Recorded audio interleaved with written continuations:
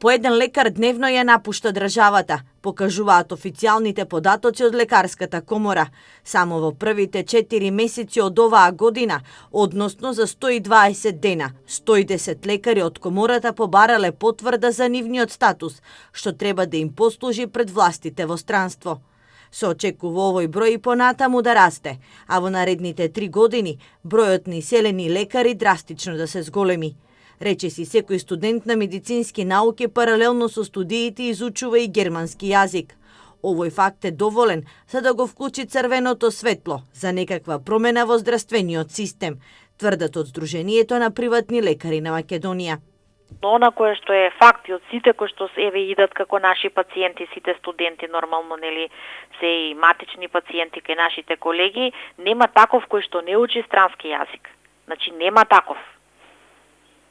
И тоа е навистина сериозно, заради тоа што многу мал број од нив планираат да останат или да се гледаат како доктори кои што тука би останале. Нормално, желбата за заработувачка, желбата за еден достоинствен живот е на сите голема.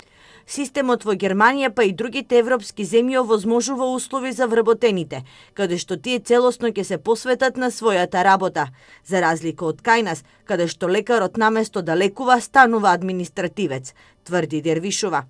Сметам дека преоптеретени сме со навистина обемна администрација, со закони, со правилници, со енормен број на влезови, значи било кој почетник тешко може да дојде до бројка на пациенти за кои што би можел да има достоинствена плата.